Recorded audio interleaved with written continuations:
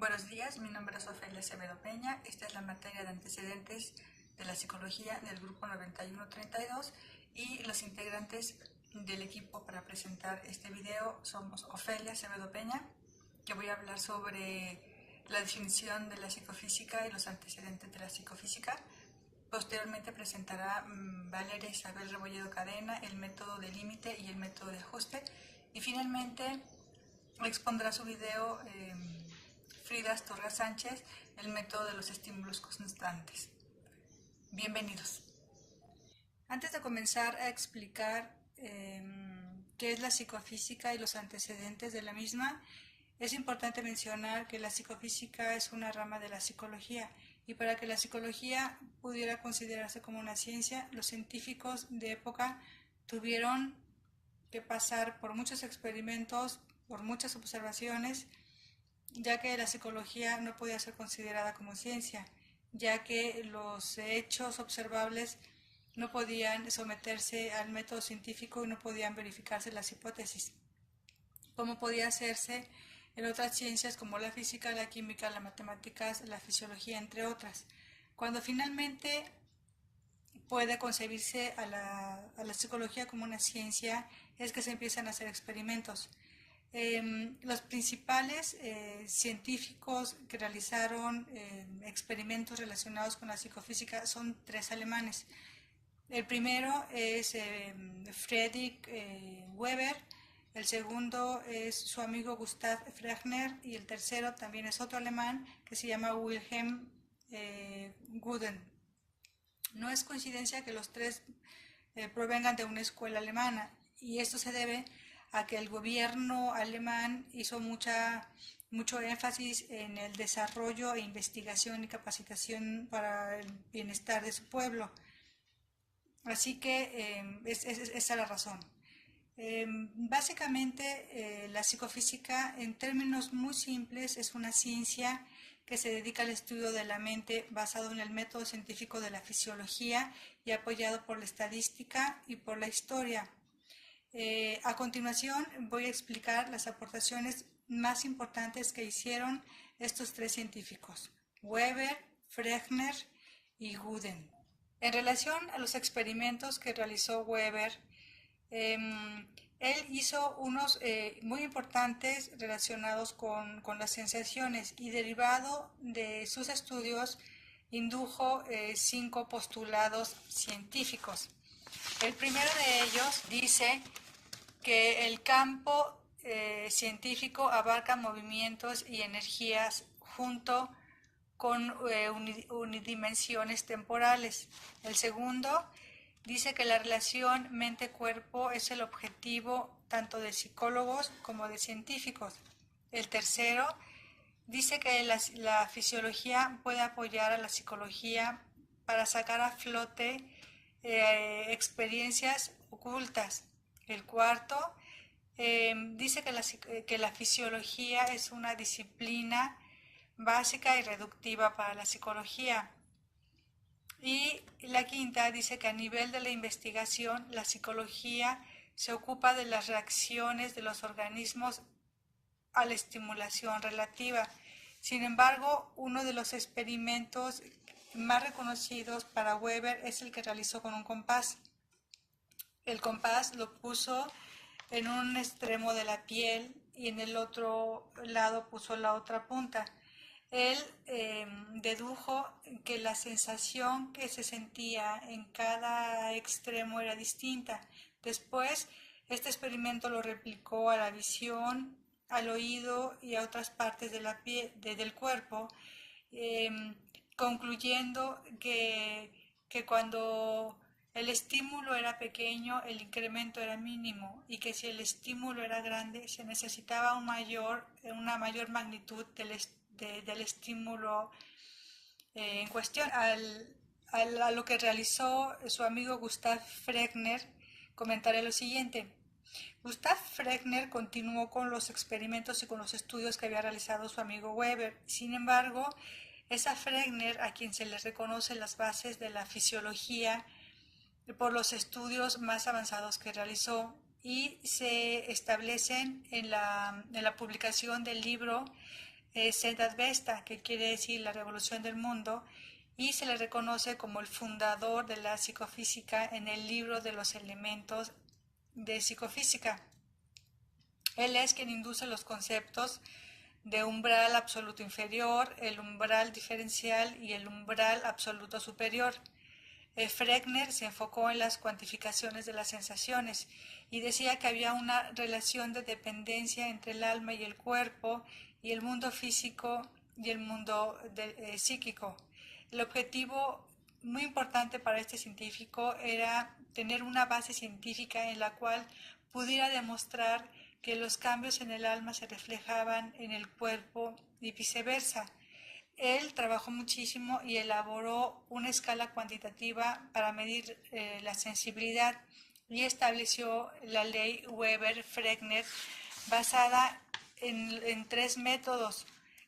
Uno es el método de las mínimas diferencias perceptibles, luego el método de los casos verdaderos o falsos o estímulos constantes y el método de los errores promedio o de ajuste, que mis compañeras explicarán en su oportunidad.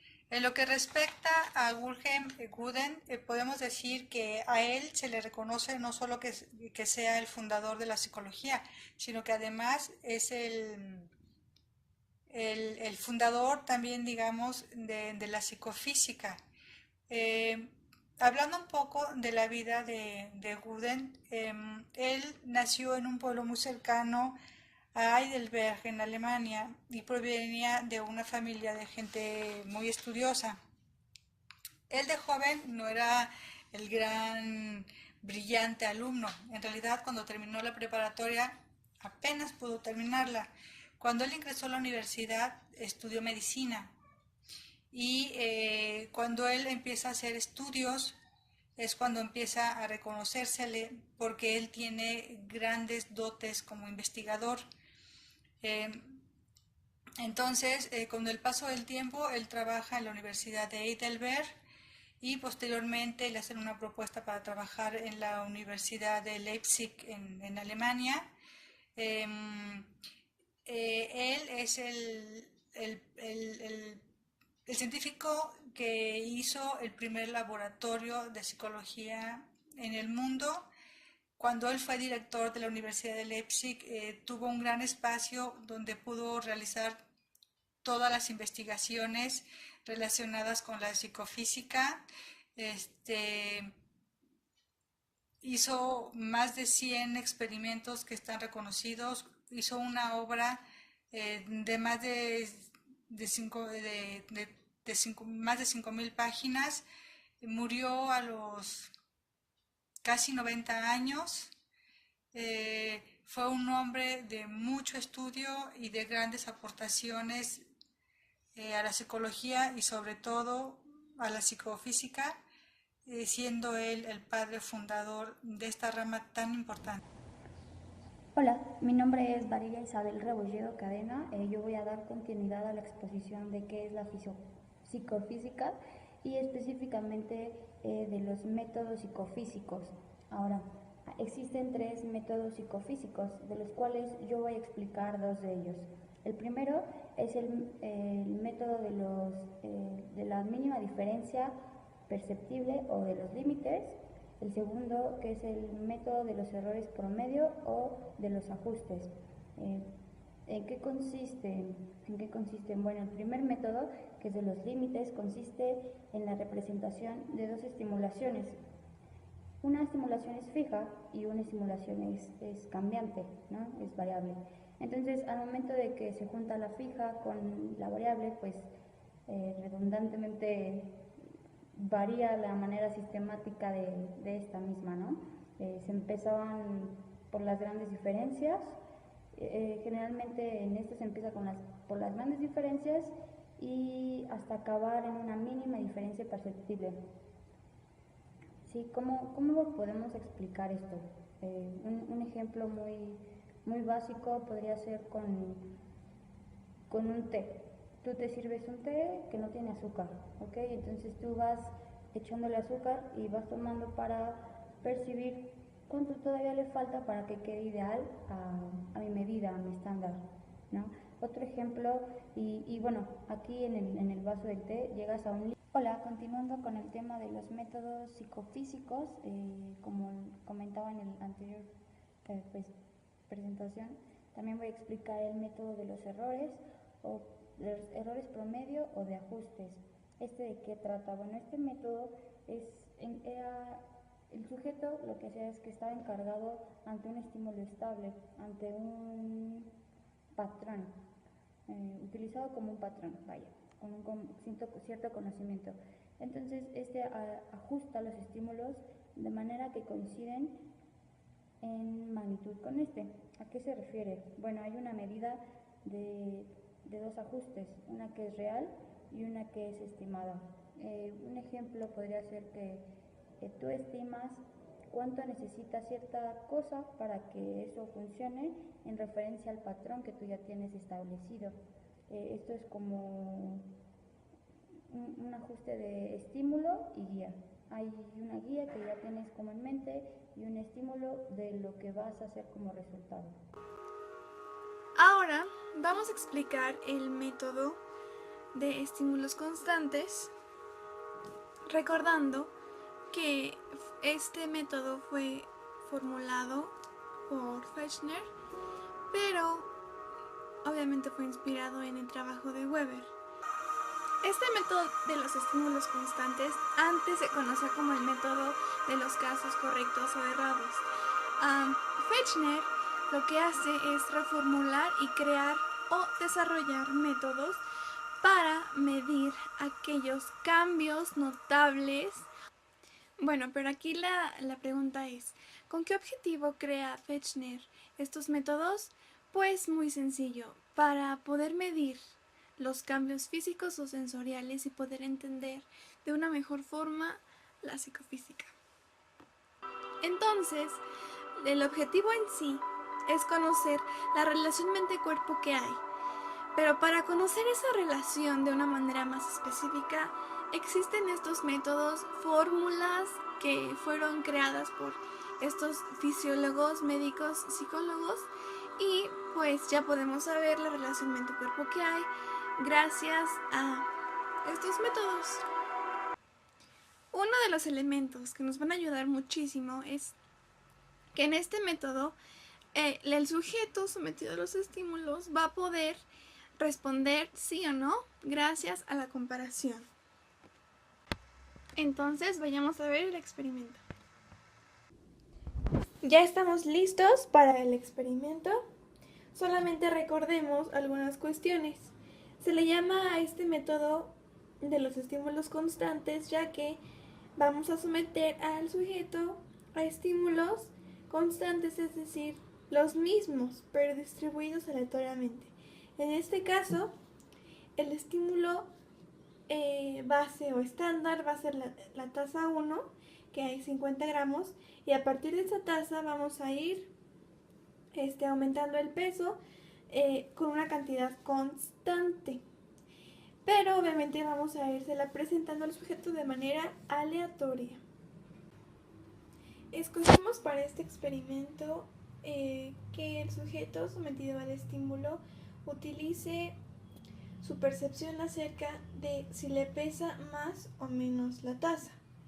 En este caso, dentro de la taza hay harina y el estímulo estándar, que es el que dijimos que era constante y a partir del cual el sujeto va a decir si le pesa más o menos, es el 1, que es este.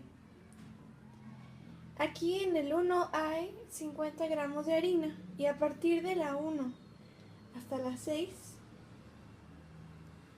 aumentamos 10 gramos en cada taza. Entonces, en la 1 hay 50 gramos, 60 gramos, 75 gramos, 80 gramos, 90 gramos y 100 gramos de harina. ¿Por qué estas cantidades? Puesto que estas cantidades son constantes. Aquí la diferencia es que vamos a presentársela al sujeto de manera aleatoria. Va a haber 3 rondas. En la primera el sujeto va a identificar desde la tasa estándar o desde el peso estándar, a partir de ahí que nos diga sí o no si la tasa le pesa más o si nota la diferencia. Para que sea de una manera mejor, no va a ser presentado de una forma ordenada, es decir, siempre se le va a prestar la tasa número 1. Pero los números vamos a irlos intercalando, es decir, aleatoriamente, para que el sujeto pueda decirnos si nota o no la diferencia en el peso. Entonces, concluyendo, la primera ronda va a ser peso estándar 3, 4, 5, 2, 6. La segunda ronda, a partir del peso estándar 6, 3, 4, 2, 5. Y la última ronda, a partir del peso estándar 2, 3, 4, 5. Recordemos que el peso estándar es de 50 gramos, que lo encontramos en la tasa número 1. Entonces, a partir de esa tasa, el sujeto nos va a decir si nota o no la diferencia en el peso. Comencemos. A partir del peso estándar, ¿te pesa más? Sí. A partir del peso estándar, ¿te pesa más? Sí, claro. A partir del peso estándar, ¿te pesa más? No. A partir del peso estándar, ¿te pesa más? No. ¿No? A partir del peso estándar, ¿te pesa más? Sí. A partir del peso estándar, ¿te pesa más? No. A partir del peso estándar, ¿te pesa más?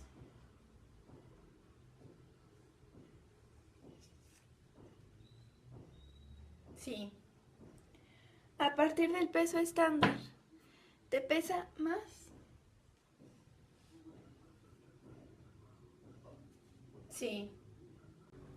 Última ronda, la secuencia va a ser 2, 3, 4, 5, 6. A partir del peso estándar, ¿te pesa más?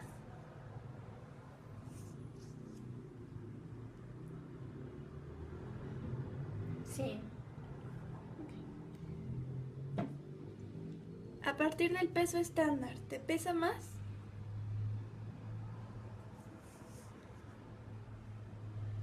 Sí. A partir del peso estándar, ¿te pesa más? No.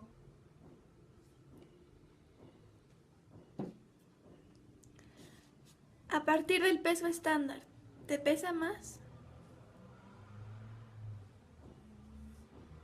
Sí. A partir del peso estándar, ¿te pesa más?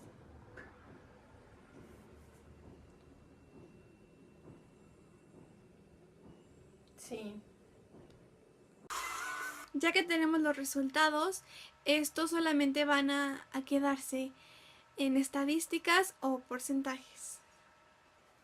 Y bueno, es muy grato conocer este método, ya que gracias a este desarrollo de métodos que nos brindó Fechner, la psicofísica pudo ser considerada y reconocida como una ciencia formal y próximamente igual a psicología experimental. Entonces, la psicología experimental existe hoy en día gracias al desarrollo de la psicofísica.